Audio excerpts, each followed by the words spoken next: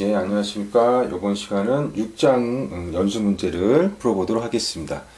6장 보시면 이제 1번, 괄호는 뭐 보통예금처럼 예치금액, 뭐 예치기간, 보통예금처럼이라고 했으니까 보통예금하고 비슷한 상품이라고 볼 수가 있겠네요.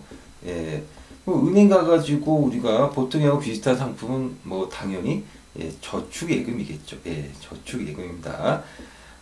그래서 보통예금과 저축예금은 이 은행 가게 되면 우리가 쉽게 만들 수 있는 그런 어떤 통장이고, 그 다음에 우리가 이제 일상적으로 쓰는 그런 어떤 금액을 자금을 예치할 수 있고, 이 통장을 통해서 언제든지 넣었다 뺐다 할 수 있고, 예금 뭐야 저기 카드값도 결제하고 뭐 이게 다 할 수 있는 뭐 그런 겁니다. 자, 그러면 이렇게 보시면 되고, 그 다음에 2번 같은 경우는요, 이건 뭐 안 풀어봐도 될 것 같은데 그냥 요거만 읽어보세요. 거기 요 가루를 갖다가 뭐 집어넣으라고 했는데 뭐 몇만 원 이상의 목돈은 몇 월 이내, 이런 거 우리가 외울 필요는 별로 없는 것 같아요. 예, 그래서 그런 어떤 숫자로 나오는 부분은 뭐 굳이 그냥 뭐 모르셔도 되고 그냥 참고로만 알고 계시면 되고, 다만 요거 시장금리부 수시 입출금식 예금, 즉 MMDA는 시장 실세금리가 적용되고 입출금이 자유로운 단기 상품이다라는 거, 요거 여러분들이 이제 알고 계시면 되겠습니다. 실세금리가 적용된다고 하니까는 이제 시장의 어떤 그 시장 금리의 어떤 변동에 따라 가지고 적용이 된다라는 거겠죠. 자, 그 다음이 3번. 정기예탁금은 은행의 정기예금과 유사한 상품으로 취급기간은 뭐 가로와 같은 신용협동 기구들이다라고 했습니다. 이 신용협동 기구라고 하는 것은 뭐냐면요, 그 유대관계를 가지고 있는 사람들이 있잖아요. 뭐 유대관계를 가지고 있다면 우리가 쉽게 생각할 수 있는 게 바로 지역, 같은 지역에 살고 있느냐, 혹은 뭐 같은 직장을 가지고 있느냐, 뭐 같은 조합에 가입되어 있느냐, 뭐 이런 것들입니다. 예.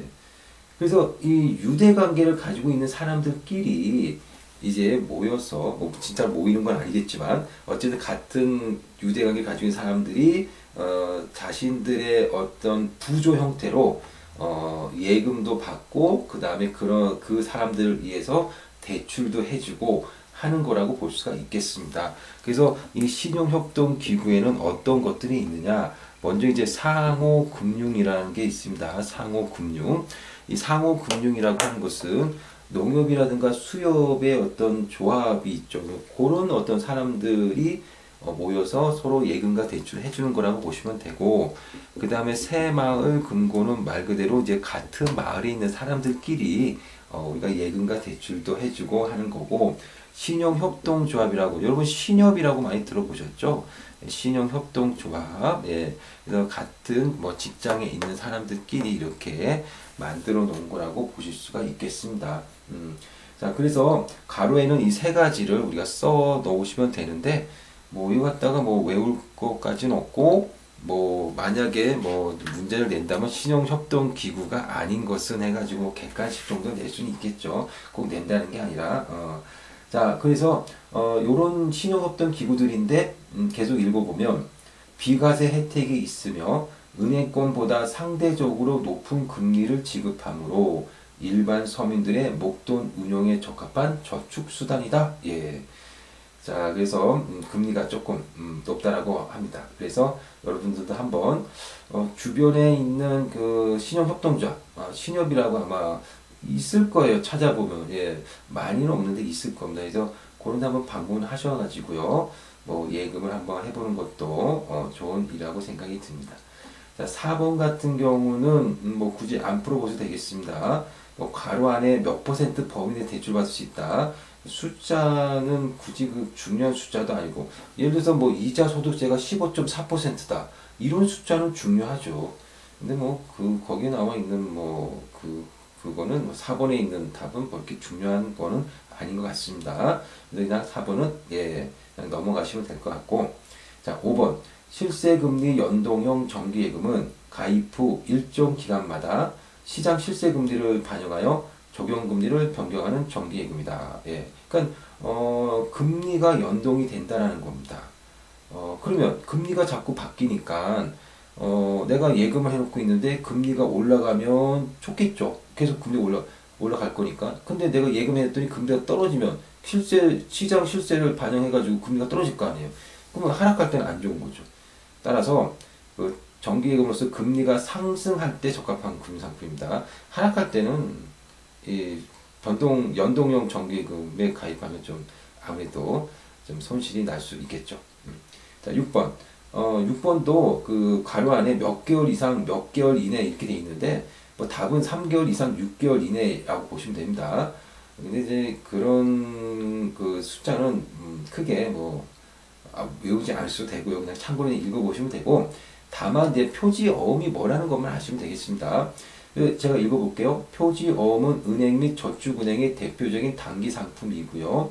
밑에 줄 단기 여유자금 운용에 유리한 상품이다. 금융기관이 표지 어음의 발행인 및 지급인이 되므로 안정성이 높다. 그래서 이 표지 어음이라고 하는 것은요,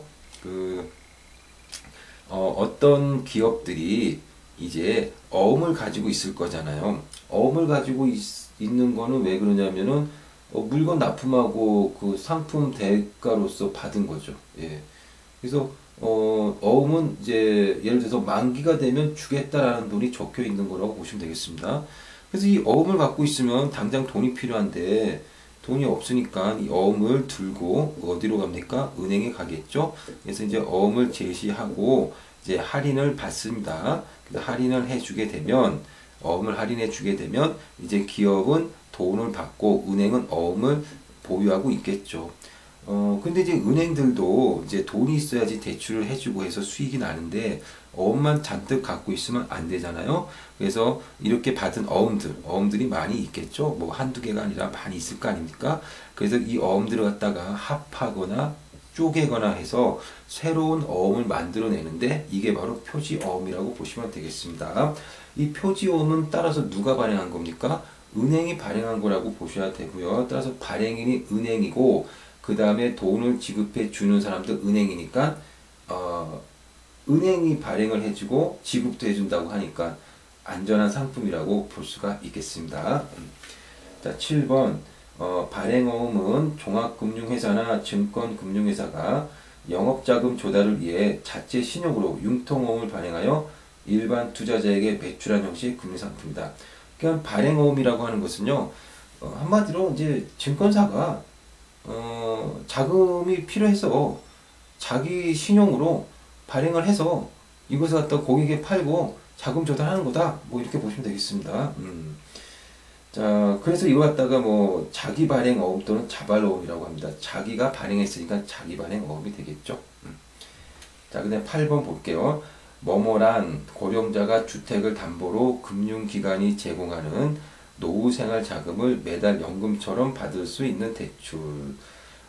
그러니까 주택을 담보로 해가지고 내가 연금을 받는 거니까 이건 뭐겠습니까? 주택연금이죠. 예. 그래서 주택연금이기도 하고요. 그 다음에 역모기지론이라고도 하는데 역모기지론이라고 하는 것은 좀 유명무실해졌고 역모기지론은 아무래도 국가가 그 지급을 보장하는 주택연금이 나오다 보니 좀 유명무실해졌습니다. 어쨌든 이 영모기지론은 그냥 금융회사의 상품이라고 보시면 됩니다. 주택연금은 국가가 보증해 주는 거라고 보시면 되겠고요. 그래서 뭐 대부분 사람들이 이제 주택연금에 가입을 하시면 되고요. 말씀드렸듯이 이 주택연금에 가입했다가 중간에 내가 사망을 하거나 했을 때 남겨진 자산은 어떻게 하느냐. 내가 연금을 받고 있다가 내 집값보다도 연금을 못 받았다. 그 남겨진 자산은 자식들에게 상속을 하면 되는 거고요. 그리고 내 집값보다 연금을 더 받고 있다라고 해도 정부가 다 지급을 해줍니다. 자, 8번의 답은 주택연금이고요. 9번 발행어음과 표지어음에 대한 설명으로 적합하지 않은 것은 보기 1번 발행어음은 종금사나 증권회사가 자체 신용으로 융통어음 발행. 이거 아까 우리가 네, 보니까 7번이네요. 보니까 7번에 있는 문제하고 같은 내용이네요. 그래서 아까 당연히 발행어음은 증권회사가 신용을 이용해가지고 자기 신용으로 자금을 조달하는 거죠. 1번은 맞고요. 2번 표지어음도 아까 설명 드렸네요. 표지어음도 아까 뭐 합하거나 쪼개거나 해가지고 새롭게 발행한 어음이다. 맞습니다. 3번 두 상품 모두 예금 보유 대상이 됩니다. 자, 4번 발행어음은 기업어음보다 수익률이 다소 높다라고 했는데 글쎄 그거는 아닌 것 같아요. 왜냐면 기업어음이 조금 높을 수 있습니다. 왜냐면 기업어음은 이제 매금자 보호가 되지 않는 거니까 아무래도 보호가 안 되면 조금 수익성이 조금 기대 수익성이 좀 높을 수는 있겠죠. 하지만 어쨌든 둘 다 실세 금리에 연동해서 금리가 적용되기 때문에 뭐 누가 높다 낮다 뭐 이렇게 딱 부러지게 이야기하기 좀 어렵겠습니다. 어쨌든 9번의 답은 4번이 되겠습니다. 자, 10번 농후가 목돈 마련 저축. 이거는 뭐 우리하고는 그렇게 관련이 없는 농촌, 어촌 이 분들을 위해서 마련된 어떤 상품이다라고 볼 수가 있겠습니다. 그래서 관심 있으신 분들 한번 알아보시면 되고요. 예, 우리하고는 특히 그렇게 관련이 없는 것 같아서 그냥 넘어가는 걸로 하겠습니다. 11번 주택 청약을 위한 금융상품에 대한 다음 설명 중 옳지 않은 것은 1번 주택 청약 저축은 잠깐만요. 우리가 청약저축, 청약부금, 청약예금, 뭐 이런 게 있는데, 그거는 지금은 가입을 할 수 없고요. 우리가 청약 상품에 가입하려면 주택청약종합저축이라는 게 있습니다. 주택청약종합저축만 여러분들 아시면 되겠습니다. 그 다음에 뭐 기존에 내가 청약저축, 청약예금, 청약부금을 가입하고 있다. 기존에 가입하고 있으신 분은 그냥 계속 갖고 가시면 되고요. 예. 새롭게 가입할 때는 무조건 주택청약종합저축에 가입을 하니까 우리는 주택청약종합저축만 그 부분에 대해서만 알고 있으면 되는 거죠. 그래서 보기 1번 같은 경우는 뭐 굳이 뭐 그냥 한번 읽어보시고 뭐 모르면 뭐 그냥 넘어가셔도 됩니다. 자, 보기 2번 주택청약종합저축의 가입 대상은 만 20세 이상의 무주택 세대주이다. 그럴듯합니다. 그럴듯한데 어쨌든 근데 틀렸습니다. 왜냐하면 이 주택청약종합저축은요 연령이라든가 주택 소유나 혹은 뭐 가구주 여부에 상관없이 누구나 가입 가능합니다. 예. 그래서 20세 이상 무주택 세대주이다라고 하는 것이 그럴듯하지만 그렇지 않습니다. 자, 3번 주택청약저축은 1세대 1계좌만이 허용이 된다. 이것도 맞는데 이거 굳이 알 필요 없습니다. 청약저축 뭐 이제 우리 청약종합저축에 드니까 청약종합저축은 1인 1세대입니다. 1인 1세대. 근데 지금 1세대 1계좌라고 한 것은 청약저축이죠. 예. 근데 청약종합저축만 우리가 이제 가입을 하니까 청약종합저축은 1인 1계좌 이렇게 보시면 되겠습니다. 그 다음에 이제 4번, 주택청약종합저축의 소득공제 대상자는, 총 급여가 7천만원 이하의 무주택 세대주로서 연간 납입액의 40% 한도 내다 96만원까지 소득공제가 된다라는 겁니다. 그러니까는 우리가 청약저축에 들어가지고 소득공제 받으려면 급여가 7천만원 이하여야 되고요. 그 다음에, 어디까지 받느냐? 예, 96만원까지 소득공제가 가능하다라고 할 수가 있겠습니다. 여러분들은 모두 다 급여가 7천만 원 이상 되니까 소득공제 받기가 어렵겠네요.